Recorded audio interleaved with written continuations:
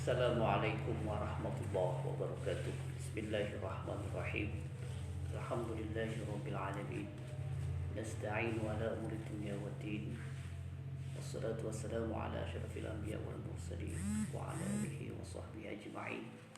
Rabbi shrah li sadri wa yassir li amri wahlul 'uqdatam min lisani yafqahu qawli. Amma ba'du. Pemirsa pengajian online dimanapun Anda berada, para Facebooker, YouTuber, dan subscriber. Alhamdulillah, kajian pagi hari ini kita masih senantiasa diberikan ma'unah oleh Allah Subhanahu wa taala untuk senantiasa mendistribusikan dan mengkontribusikan waktu kita, tenaga kita untuk senantiasa bertakarub, beribadah kepada Allah Subhanahu wa taala. Mudah-mudahan kajian kita pada pagi hari ini mudah-mudahan mampu membuat senyum Rasulullah sallallahu alaihi wasallam ila hadratin nabiyil mustafa sayyidina Muhammadin wa ala alihi wa azwajihi wa dhurriyyatihi wa ahli baitihi wa khususan ila jami'al marhumin min abaina wa ummahatina wa auladina wa masyayikhi wa masyayikhina, khususan ila hadal mu'allif hadal kitab Syekh Muhammad Yasin Asmuni wa faradallahu lahu al-Fatiha. A'udzu billahi minasyaitonir rajim. Bismillahirrahmanirrahim. Alhamdulillahi rabbil alamin arrahmanir rahim maliki yaumiddin. Iyyaka na'budu wa iyyaka nasta'in ihdinas siratal mustaqim siratal ladzina an'amta 'alaihim ghairil maghdubi 'alaihim waladdallin. Amin. Bismillahirrahmanirrahim. Wa musyaffaqatan lan welas ala auladiha ing ngatasi pira-pira anaki bojo wadon. Wa musaqqatan beniser ala auladiha atas anak-anak bini.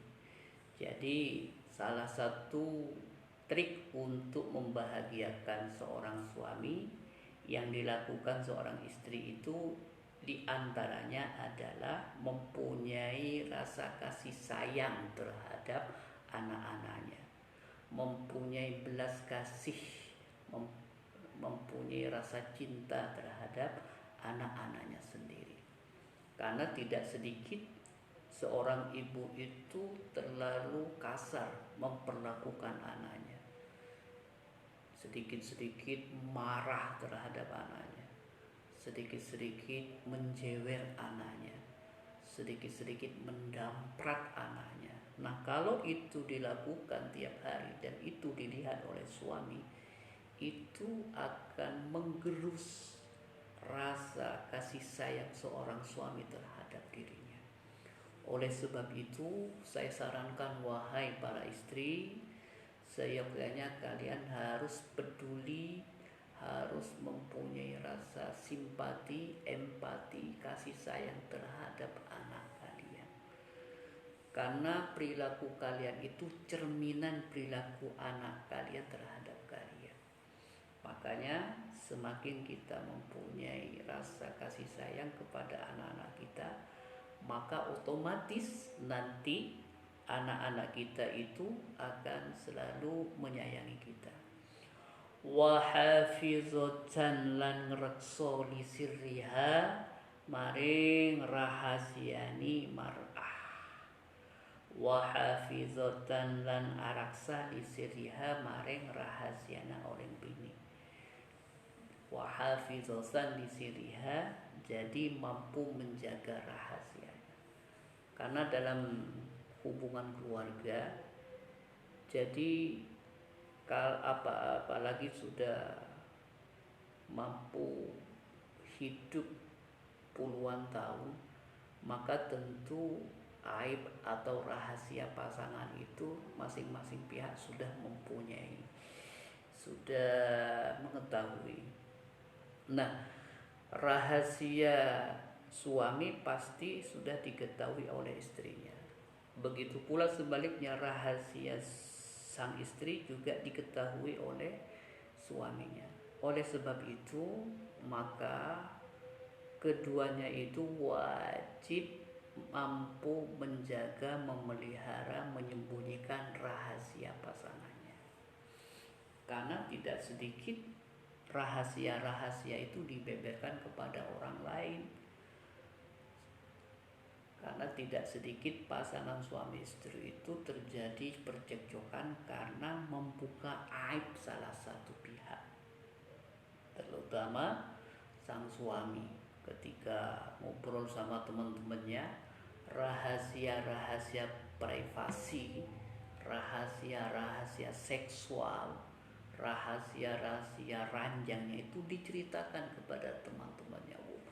Kalau saya tadi malam itu 6 ronde kalah istri saya sama saya. Nah, sampai seperti itu.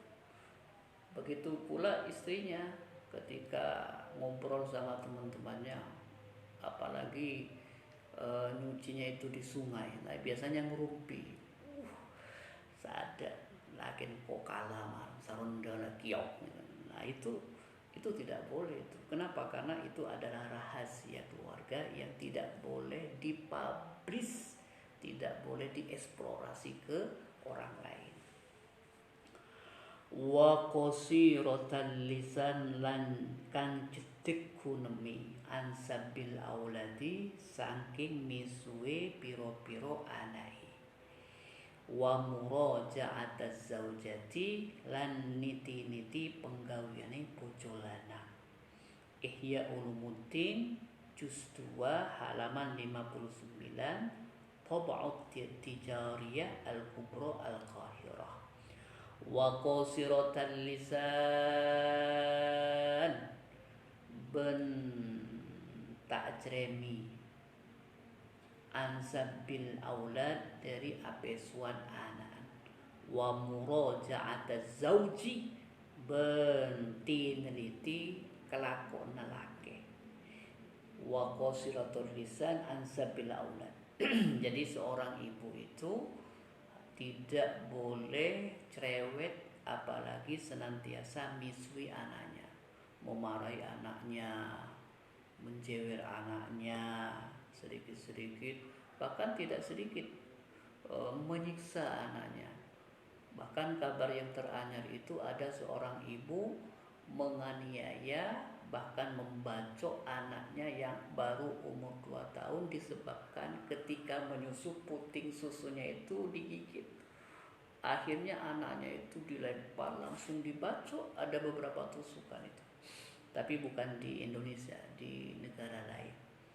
Jadi ada seperti itu.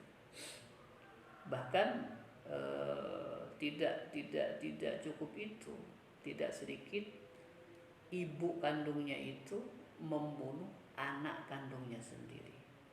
Entah karena dia kecewa karena sudah diperlakukan tidak senonoh oleh suaminya, atau karena dicerai oleh suaminya, atau terhimpit ekonomi sehingga dia kalap mata menyiksa bahkan membunuh anak dagingnya sendiri. Wa muraji'ataz zaujih dan terlalu protektif terhadap pekerjaan suami. Jadi semuanya gerak-geriknya, tindak tanduknya itu diawasi, diproteksi, menjadi perempuan yang protektif. Begitu di luar, di telepon, posisinya di mana. Bahkan tidak cukup dengan WA atau tulisan, tetapi harus di video call. Ayo, posisinya kamu di mana? Kan kalau di video call itu ada latarnya, ketahuan posisinya di mana, nggak bisa berbohong. Jadi sampai seperti itu. Nah, keterangan ini diambil di kitab Ihya Ulumuddin juz 2 halaman 59, bab Tab'at Tijariyah Al-Kubra Al-Qahirah.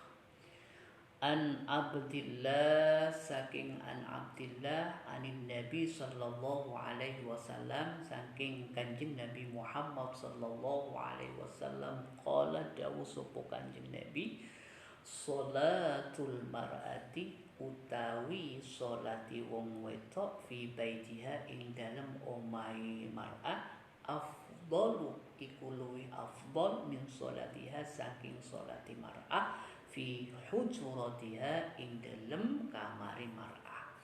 Wa sholatuha lan utawi sholati mar'ah fi mukhda'iha ing dalem kamari mar'ah afdal iku luwih afdal min sholatiha saking sholati mar'ah fi baitiha ing dalem omahe mar'ah.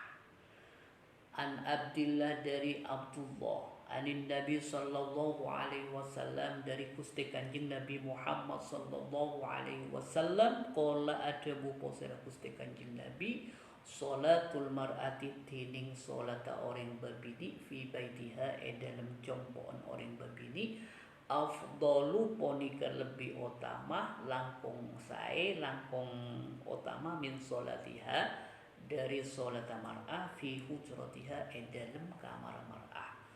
Wa sholatuha bentining sholat mar'ah fi mukhda'iha dalam kamar mar'ah afdalu ponika lebih utama min sholatiha dari sholat mar'ah fi baitiha dalam jompoan mar'ah. Artinya hadis keterangan tadi dikuatkan, dikokohkan dengan sabdanya Rasulullah Sallallahu Alaihi Wasallam yang diriwayatkan oleh Abdullah, sholatul mar'ati, sholatnya orang perempuan itu di rumahnya itu lebih utama daripada sholat di kamarnya di luar rumah. Wa sholatuha dan sholatnya perempuan itu fi mukhda'iha di dalam kamar afdalu itu lebih utama dari sholatnya ketimbang di rumahnya.